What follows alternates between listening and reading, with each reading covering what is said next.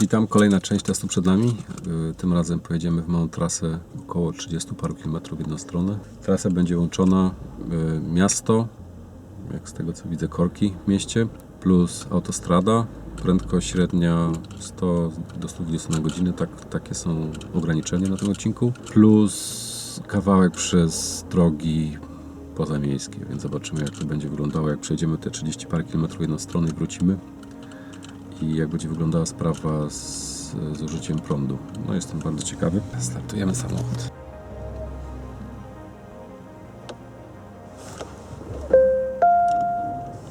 Auto wystartowało.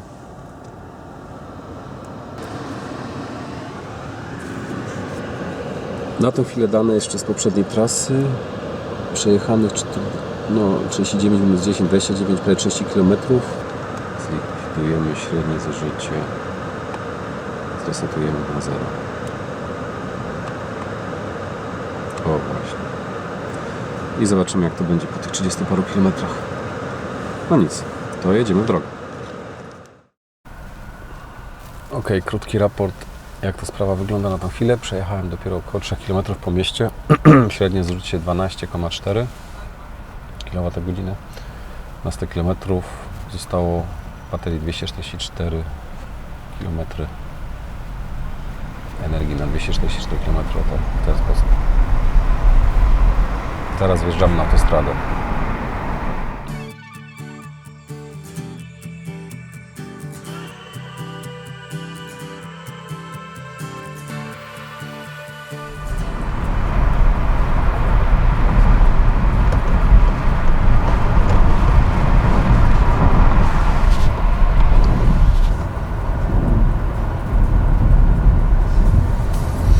No jesteśmy na autostradzie.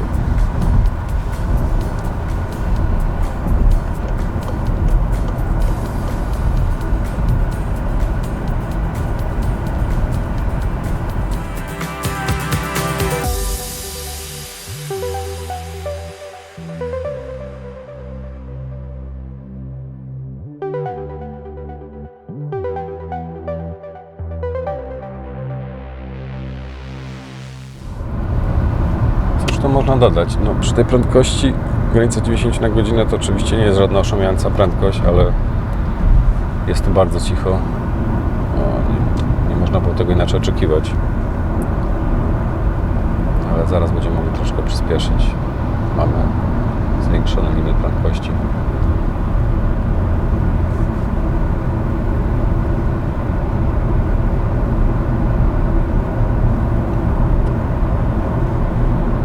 I przy tej prędkości 100 na godzinę, jak widać, zużycie prądu w granicach 14, zależy, teraz jest lekko pod górkę, 15 kWh. Teraz znowu hamujemy, bo auto przed nami wolniej jedzie.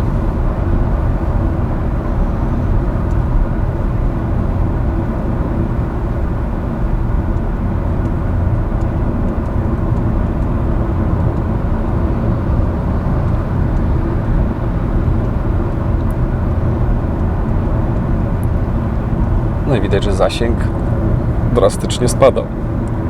To znaczy, co znaczy drastycznie? No dużo szybciej niż było to w mieście. Nawet przy tej prędkości w granicach 100 na godzinę.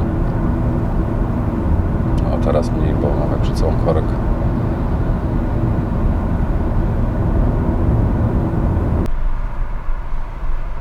Powoli zbliżamy się do odcinka, gdzie będzie można troszkę szybciej pojechać.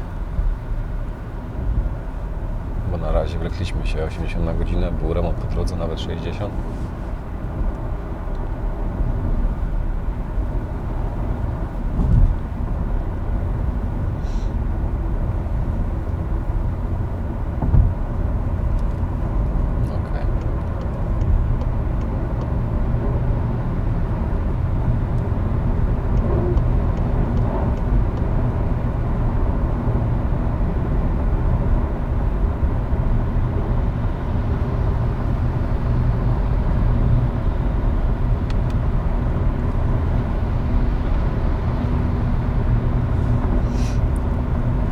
No i jedziemy szybciej. Mamy limit 120 na godzinę na autostradzie w tej chwili. Jedziemy lekko poniżej. zużycie prądu 18,5 kWh na setkę. Pod górkę było lekko, teraz lekko spada. Będziemy znowu lekko z górki, więc będzie trochę niższe.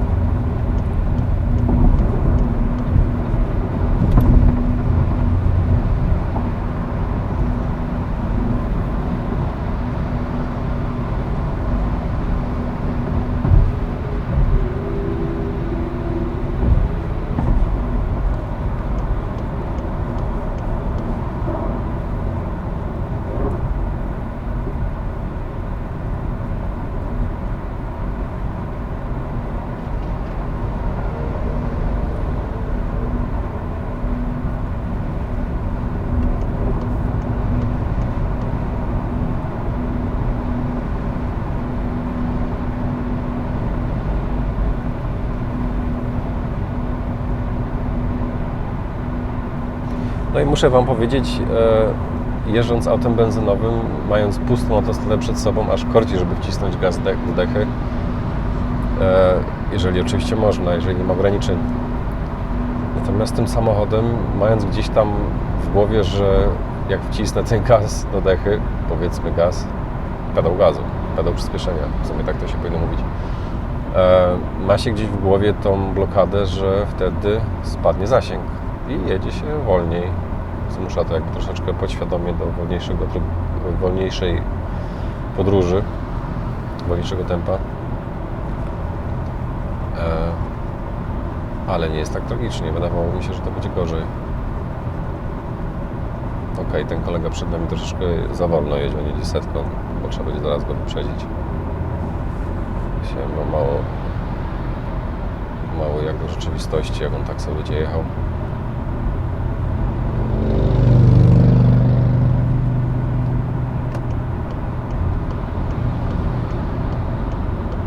Ale muszę powiedzieć, że bardzo mądry tempomat, tak mi się przynajmniej wydaje, że to było na tej zasadzie.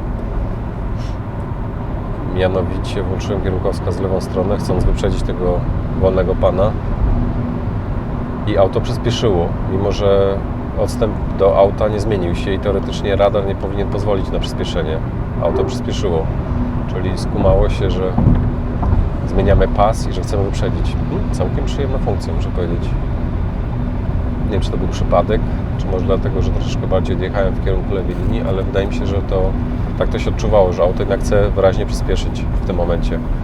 Że ja sygnalizując manewr wyprzedzania, daję do zrozumienia auto, że chcę wyprzedzać i że to auto, które idzie przede mną, jest mi obojętne w tym momencie, bo chcę je wyprzedzić. No ciekawe. No nic, my jedziemy sobie dalej 120 na godzinę. Grzecznie, tak jak znaki mówią. No i powiem szczerze, że chyba więcej jak 120 na godzinę to prędkość podróżna tym autem jest bezsensowna, bo widzę, że zużycie prądu no tak oscyluje w granicach tych 18-16, zależy. Czyli średnio wyjdzie tak około 17 przy tej prędkości co najmniej. Biorąc pod uwagę wiatr, raz z górki, raz pod górkę i tak dalej. Wyprzedzenie kogoś raz po raz. No to oznacza nie mniej, nie więcej, tylko tyle, że jadąc szybciej, trochę za bardzo byśmy zużywali tej energii. Jest to bez sensu po prostu. Chyba, że ktoś lubi jechać szybko, a liczy się z tym, że będzie musiał częściej gdzieś go podpinać i ładować, ale no niestety w żadnym kraju chyba Europy nie ma aż na tak gęstej infrastruktury ładowarek, że można było sobie na to pozwolić, nawet w Niemczech.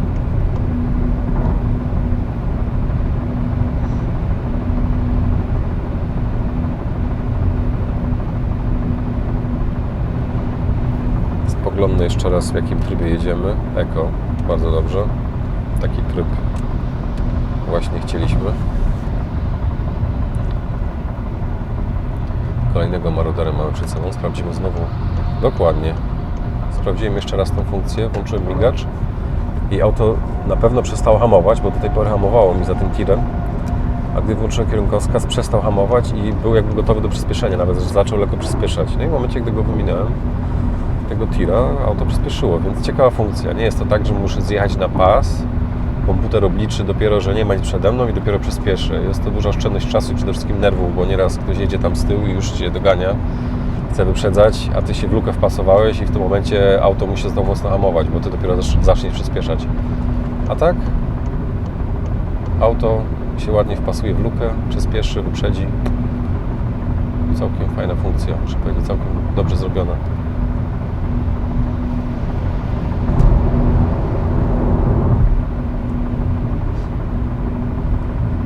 No nic, pojedźmy jeszcze sobie tam kawałeczek.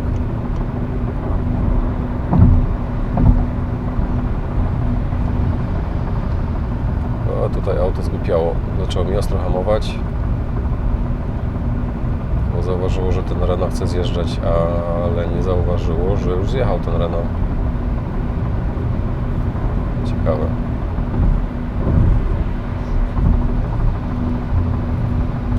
No to muszę niestety zwolnić i puścić tą panią, tą Corsą. O, pokazuje, że będzie zaraz korek. Więc chyba sobie zrobimy tutaj zjazd.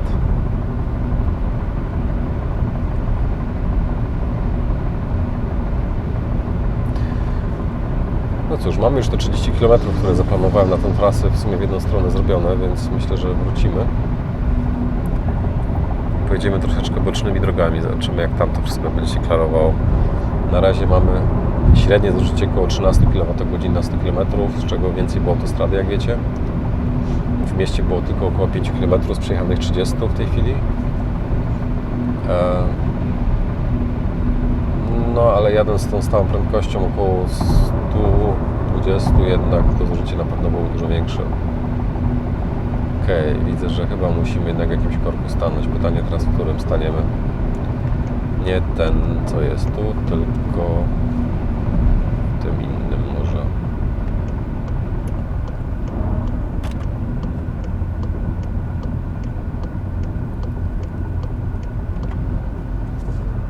Hanower, bla bla. Może nie tamten był mniejszy korek?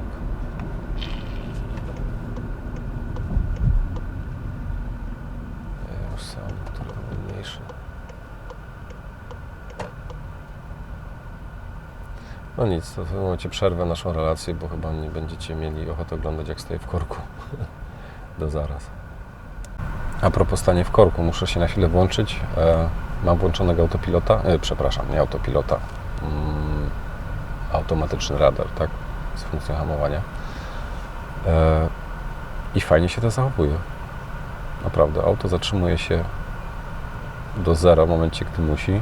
Teraz auto ruszałem, ja nie robię nic. Nogi mam sobie luzem. Auto samo przyspiesza. Ustawiony mam dystans na dosyć krótki, więc auto nie zostawia bezsensownej luki przede mną, tak żeby co chwilę ktoś mi przed nos się wpychał. Całkiem optymalnie, muszę powiedzieć. Także stanie w korku ujdzie. Mogło być gorzej.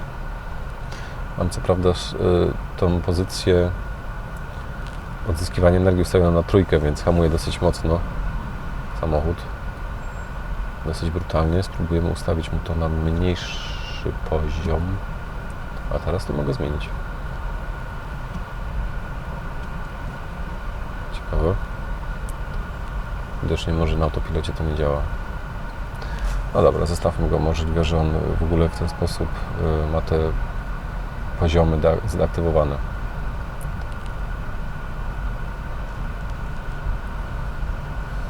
No i tu kolega się nam niestety wepnie. Zobaczymy, co na to autoradar. O, ładnie go wpuścił, proszę bardzo. O, zhamowany troszkę.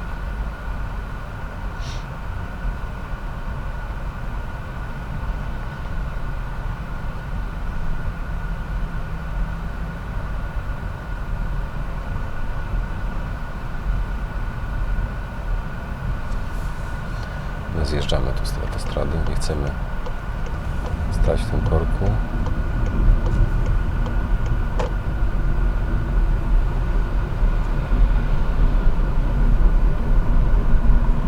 O, autopilot co ładnie przyspieszył. Jedziemy dalej.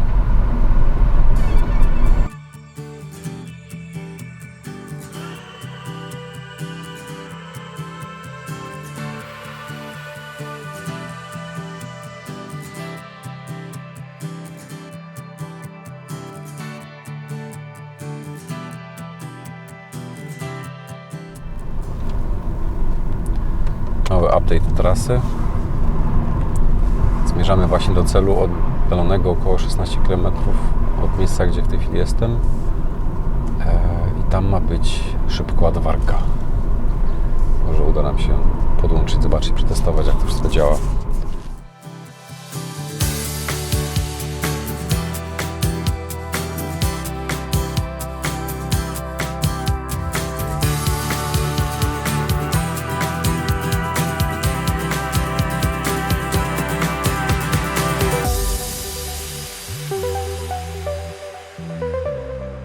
No i jesteśmy u celu. Troszeczkę musiałem tu połazić, poszukać, gdzie jest ta ładowarka, ale znalazłem, więc dojeżdżamy do ładowarki. Będziemy się podłączać. Okej, to jedziemy z koksem. Zobaczymy, jak to działa.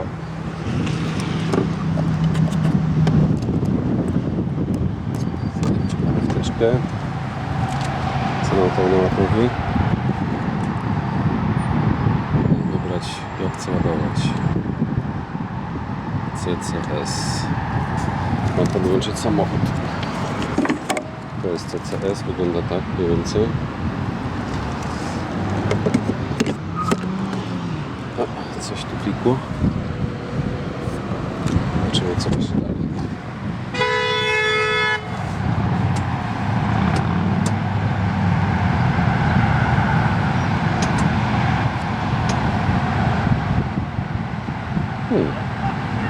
Ładujemy się. Wygląda, że za darmo. Jeszcze fajniej.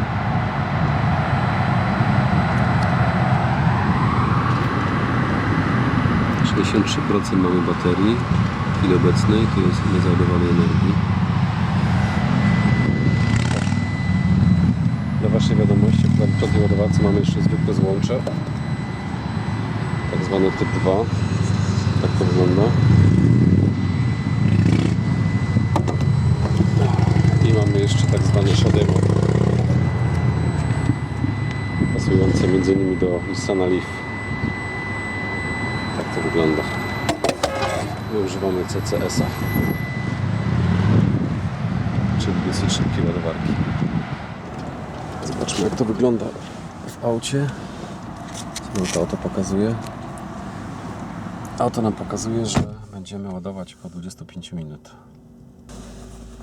Zobaczmy, jakie jeszcze informacje nam auto pokaże. Włączę zapłon. Tak zwany zapłon. Nie wiem, jak to się teraz powinno nazywać w ogóle. To raczej nie zapłon. OK. Pokazuje, że się ładuje, nic więcej. Aha, tutaj 25 minut. Jak widać, na dworze jest 28,5 stopni. Ciekawe, czy możemy włączyć klimatyzację w postawie. Włączyłem. No nic, zobaczymy, jak to będzie przebiegało. 17:33 mniej więcej początek ładowania. Ma trwać 25 minut. Tak, stan jaki mamy w tej chwili? Meldunek stanu pośredniego. Stoimy 16 minut. Naładowane już jest 90%. A było 60 z groszem, więc 30% mniej więcej w 16 minut. Naładowanych jest prawie 10 kWh. No nic, zobaczymy, co będzie dalej, ale jak na razie ładuje się całkiem. 91%. Domyślam się, że do 100 nie doładujemy na takiej prędkości, ale posiedźmy jeszcze chwilę, zobaczymy, mamy jeszcze czas. Więc tak, do zakończenia zostało około 10 minut. Pokazuje nam przynajmniej samochód. Ładowarka przed chwilą pokazywała 15 minut. Nie wiem, czy to jest skacze co 5 minut, czy co minutę. Z jaką dokładnością tutaj jest, zaraz się okaże. W każdym bądź razie zostało tylko 10 minut. Mamy prądu na około 239 km według wskazań samochodu, przy czym on pewno wskazuje znowu w tym trybie normal. W trybie Eco mamy 243. Ok. O, klimatyzacja to będzie w trybie normalnym. W trybie Eco. No tak, wystartować samochodu nie mogę, bo jest podłączony kabel. To całkiem logiczne. Mimo wszystko dobrze, że jest takie zabezpieczenie, bo nie wszyscy o tym myślą i narobimy szkód. Ok, dalej pokazuje 10 minut do zakończenia ładowania. Wydaje mi się, że tutaj ta końcówka to jest bez sensu, żeby wisiał na kablu, ale zobaczmy, co będzie po 10 minutach, bo teoretycznie po 10 minutach powinna ładować do pełna. No i co jest jeszcze do kitu? Tutaj uważam, nie pokazuje procentowo, jaki jest stan akumulatora, tylko pokazuje zasięg. Natomiast jedyny procentowy wskaźnik typu ile jest jeszcze prądu w bateriach mamy tutaj od 0 do 1, czy tam od tej strzałeczki do 1. W tej chwili mamy prawie max załadowania akumulatora, co widać tutaj, fokus, co widać mniej więcej tutaj, że troszeczkę jeszcze brakuje, stąd to 10 minut, stąd ta reszta, która musi zostać jeszcze doładowana do baterii. W tym czasie możemy pójść do ładowarki, zobaczyć, co tam się dzieje, co ona pokazuje, ile prądu, no tak, no to jest na tyle mądre, że zaraz to krzyczy, jak jest włączony zapłon, żeby nie zostawić kluczyka. Zobaczmy, jaki jest stan ładowania. 98%. Wyładowany 12 kW.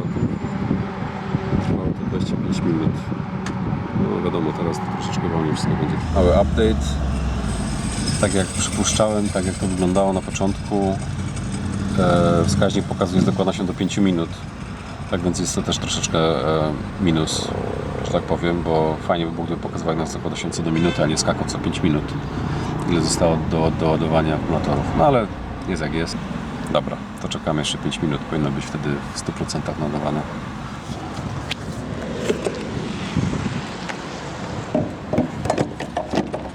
Jak widać, samo się wszystko ładnie blokowało.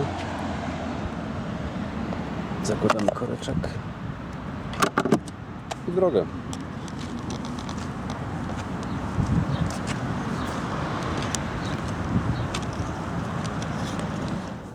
No i auto mamy naładowane. Trwało to, szczerze mówiąc, co do minuty dokładnie nie wiem. Muszę to sprawdzić i pojawi się na ekranie. Ale zakończyło się przed około 5 minutami, jest godzina 18:05, więc do około 18 się ładował samochód. Poszło całkiem sprawnie, muszę powiedzieć. Nie zdążyłem dokładnie zrobić tu paru zdjęć auta, powiedzieć coś do Was. I jesteśmy gotowi. Auto mi pokazuje w tej chwili 253 km zasięgu, więc troszeczkę mniej niż jak go odebrałem dzisiaj rano z naładowaną baterią, kiedy pokazywał 270 coś tam. No ale bądźmy szczerzy, w tej chwili pokazuje bardziej realną wartość po tym, jak przejechałem trochę autostradą, trochę miastem i tak dalej, więc domyślam się, że ten stan zresetował się na bardziej realne, jaki mógł być zasięg. Średnie zużycie mamy 12,2. Nie będę go resetował specjalnie, bo jedziemy teraz z powrotem. Pojedziemy sobie najpierw kawałeczek pomalutku lasami, potem pojedziemy przez miasto, podejrzewam w korkach. Nawet nie wiem, ile mamy kilometrów. Ok, więc teoretycznie mamy 14-15 km w zależności od trasy. My pojedziemy jednak sobie inną trasą, więc sprawdzam stan licznika. Mamy przejechane dzisiaj 102 km,4. Szacuję, że przejdziemy jeszcze około 25 km. Małe sprostowanie. Licznik pokazuje 253 km zasięgu, ponieważ mamy włączoną klimatyzację. Teraz włączam klimatyzację. I co nam pokaże licznik? 283. Czyli można powiedzieć, że to, co pokazuje teraz licznik, jest nawet bardziej optymistyczne niż to, jak odebrałem samochód. Czyli ktoś, kto jeździł nim przede mną, jeździł mniej ekonomicznie, jednym słowem. No nic, zostawmy na razie klimatyzację wyłączoną. Już nie jest aż tak gorąco, chociaż termometr pokazuje 30 stopni, ale stoimy w słońcu. Za chwilę jedziemy w las, będzie cień, więc nie potrzebujemy klimatyzacji. Zresztą ja osobiście nie lubię za bardzo klimatyzacji, jak tylko mogę, to unikam. Nie wiem jak Wy. Nie chodzi już o zużycie prądu, tylko ogólnie o wyziębienie organizmu nagłe. Ktoś powie, że nie wiem ustawić sobie klimatyzacji i tak dalej. Ja wiem, że obecnie jak ja nie ustawię, jak tylko czuję lekki podmuch zimnego powietrza na siebie, to już nie za bardzo mi to odpowiada. Pakujemy manatki i w drogę.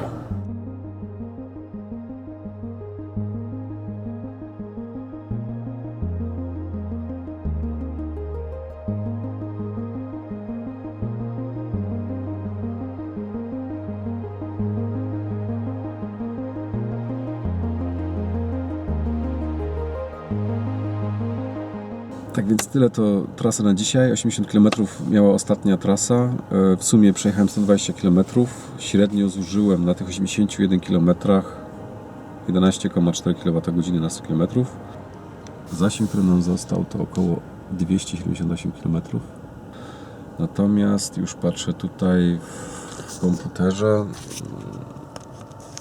ile miała trasa od naładowania. Ładowaliśmy 19 km temu.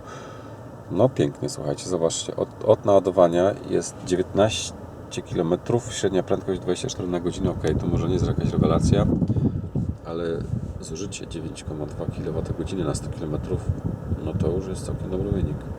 Ok, jechaliśmy to 19 km 47 minut, no ale jechaliśmy przez miasto, praktycznie przez miasto. Jechaliśmy też przez las, co już zdążyliście zobaczyć. No ale prędkość przez ten las była w granicach 30 km na godzinę, bo taka była możliwość, jeśli chodzi o przepisy, a my jeździmy przepisowo oczywiście. No ja mało zapomniałem powiedzieć Wam, jakie są moje wrażenia po pierwszym dniu jazdy tym samochodem.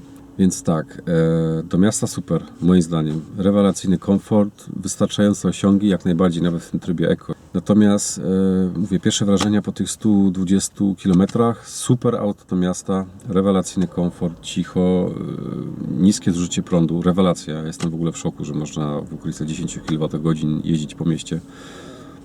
Oczywiście bez klimy. Z klimatyzacją byłoby troszeczkę inaczej. Jutro może potestujemy, jak to jest z klimatyzacją. Natomiast poza miastem jesteśmy zależni jednak dosyć mocno od infrastruktury tych wszystkich ładowarek, bo szacuję, że tak na baterii z prędkością 110-120 na godzinę zajechalibyśmy jakieś 180 km max. Nawet nie, chyba. Raczej nie. Czyli po 150 km szukamy ładowarki. Najlepiej, żeby były tak w odstępach 150 km wtedy, jeżeli jesteśmy na trasie. Nie wiem, jak to wygląda tak naprawdę w Polsce. W tej chwili domyślam się, że raczej kiepsko z tego, co sprawdzałem. W Niemczech wygląda to wcale nie dużo lepiej. Są ładowarki, owszem, jest ich dużo więcej. Natomiast patrząc na relacje youtuberów, to nie za bardzo można się na tych wszystkich ładowarkach polegać. Niektóre działają, niektóre nie działają. My mieliśmy dzisiaj naprawdę fuksa. Znaleźliśmy ładowarkę 50 kW, która była za darmo, więc w ogóle super rewelacja. Szybko nadaliśmy samochód, 20 minut, nie zdążyłem za dużo zdjęć nawet zrobić, już było po krzyku, także tak można naprawdę podróżować. Takie ładowarki stały co 150 km, najpóźniej oczywiście, bo najlepiej tak co 50 km, 50-100, no to kupujemy samochód elektryczny, słuchajcie. Okej, to by było naprawdę tyle na dzisiaj. Widzimy się w dalszej części testu jutro. Do zobaczenia.